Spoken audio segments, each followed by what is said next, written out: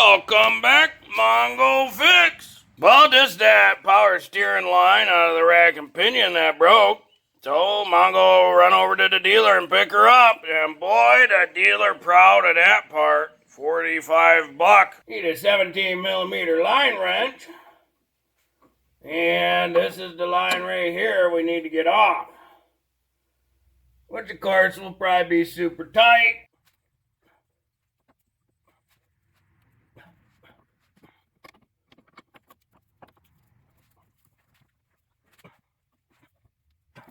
That line's super tight, so Mongo gonna let that soak in some PB Blaster. The other end got a hose clamp that looked like this, but that one down there don't have a bolt head on it.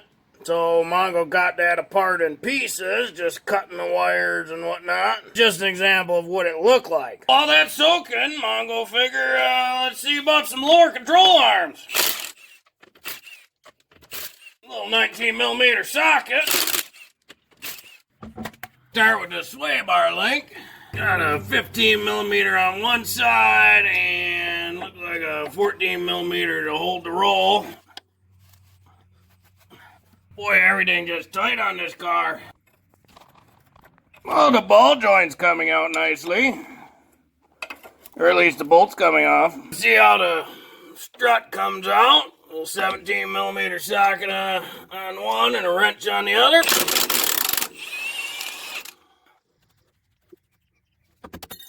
And there's movement, okay.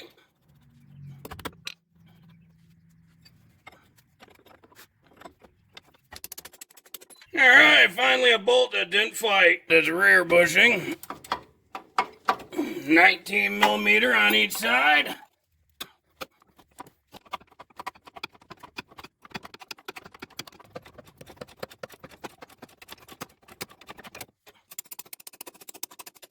Didn't fight too bad. See if the pink Agadaga can take out the front bushing.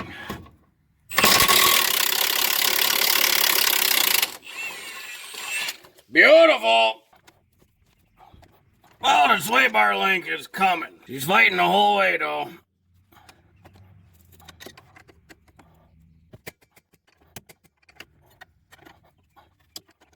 Well, last thing holding this control arm on is the ball joint. That nut got stuck right there, started spinning the joint. So Mongo gonna try just a touch of heat without wrecking anything. That'll be the trick. The ball joint's still good.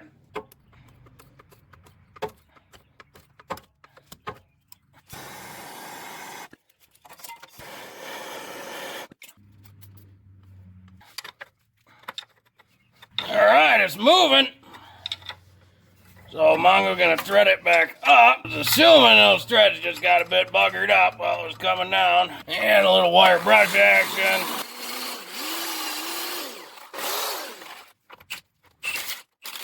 Hey, got her.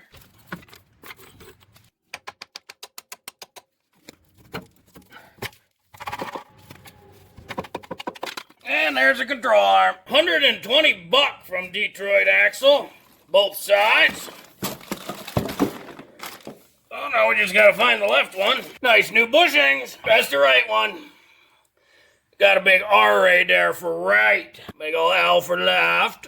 Yep, that's it. Of course, if you watch Mongo Fix shows, Mongo going to anti-sleaze the crap out of this thing. Of course, shouldn't have to take it back apart, but if these bolts had been anti-sleazed, they would not have stuck and fought at all. So just gonna goop up the holes there. Get lots in there. Mongo don't like rust and sticking crap. And we goop up this hole.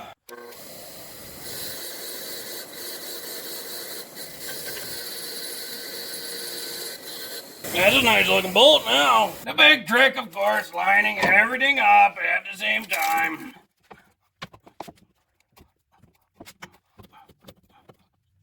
There it goes. Now we can start threading stuff in. Mongo figure get the strut here on, because that'll help hold everything in place.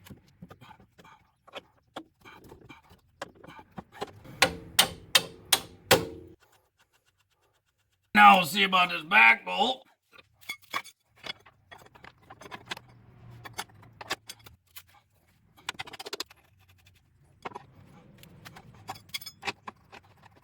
A little trick to get this one in.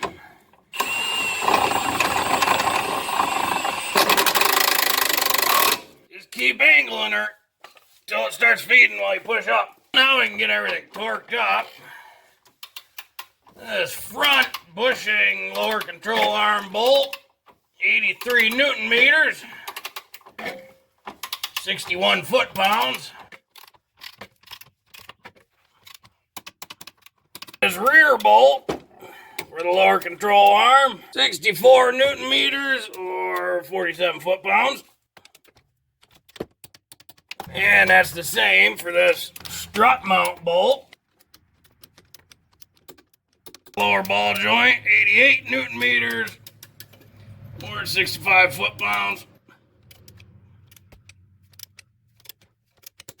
The sway bar link nut is 38 Newton meters or 28 foot-pounds. Hold down nut inside there, rounded off. Had to use the vice grips, but the joint's still good. So Mongo was able to get it to hold torque. Someday, a long time from now, just have to either, if this doesn't come off, cut it off and replace. But for now, it's good. Mongo's gonna let it roll. Well, now we can get our wheels back on. Our beautiful Mazda wheels.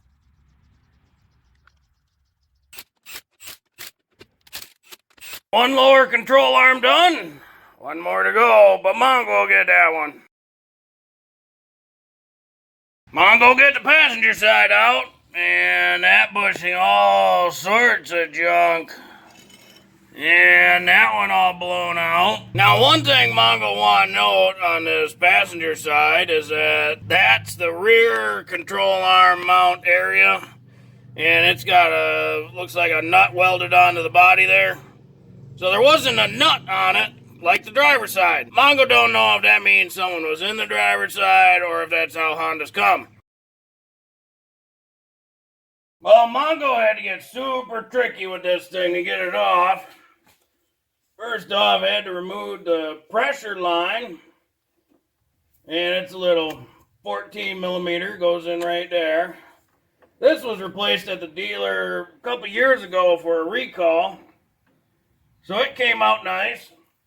And then down here, I had to take out the little hose clamp hold down deals and then get the hose off the bad one. Then bent the bad line up to break it off right at the fitting because the line wrench was starting to round it off, and got a 17 millimeter socket on it, and boy was that thing tight. But she's coming out now.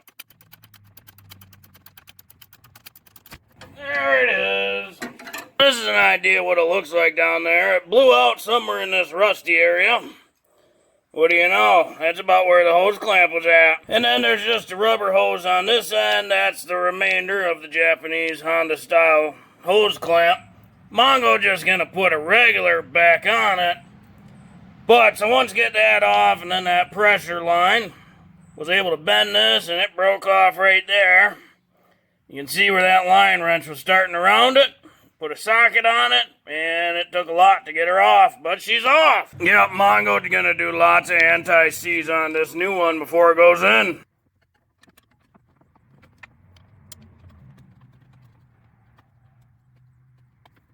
And the new one threads in so easy.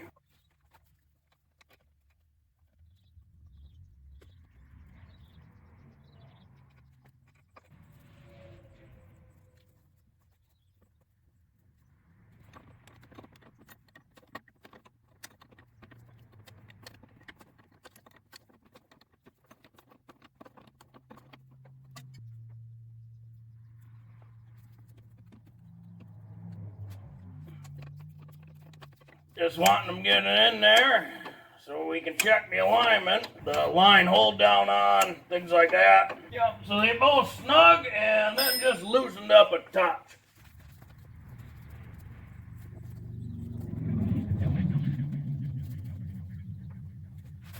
Still need to finish seating this hose on there. Well, got that hose clamp on. Got the line braces on. All we gotta do now is tighten her up.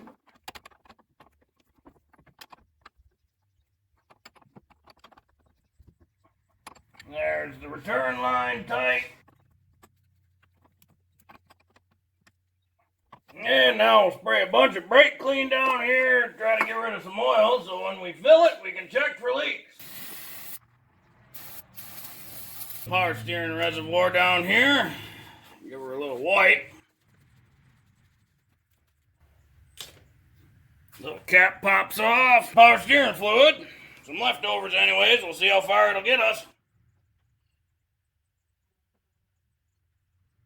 See, a little over full, but pretty sure we're gonna need some. Well, we'll fire her up and check for some leaks.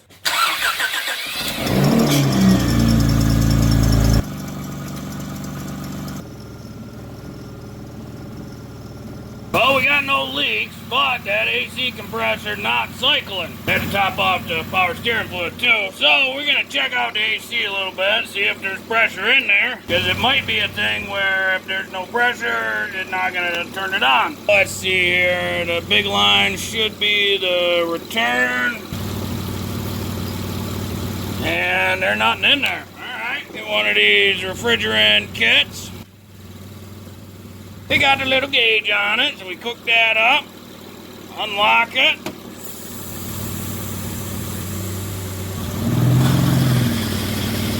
Well, the AC compressor kicked on. So the back of this can have some general ideas, ambient temperature, what the low pressure gauge should be reading. And for right now, it should read 35 to 40. You're probably gonna need some more Freon. That AC clutch is just spinning. Spinning's winning. That means Mongo's connector fix worked quite well. Check our pressures here. Oh, that smart clip, that turned blue. Oh yeah. Oh, AC's working. Well, the cabin must be good and cold because the clutch for the AC compressor is cycling as it should. Oh, we got a blue clip and a green clip. According to that, we're full. Well, Mongo gonna call it quits there. Gauge still only reading 30 PSI. But the color thingies inside show good, so not exactly sure what AC system style this is, and really you need the high-end low pressure or low-end high pressure gauges to properly see it. These AC refills just have the low, so we're gonna call it good there. And it looked like our coolant level coming up. That's a good sign. Might need just a touch more, but we'll have to wait for the engine to cool way down. Well, the last thing to do is torque these wheels. And they get torqued to 108 Newton meters or 79 foot-pounds. Well, we got the lower control arms. Those should take care of that suspension issue, so we can go get tires now. Of course, Mongo's got to get a plate and insurance. But the Mongo Honda is back in action. Well, if you like this video, be sure to like this video. If you like this video and other videos from Mongo Fix, be sure to subscribe. Mongo always working on all sorts of stuff. Mongo, thank you.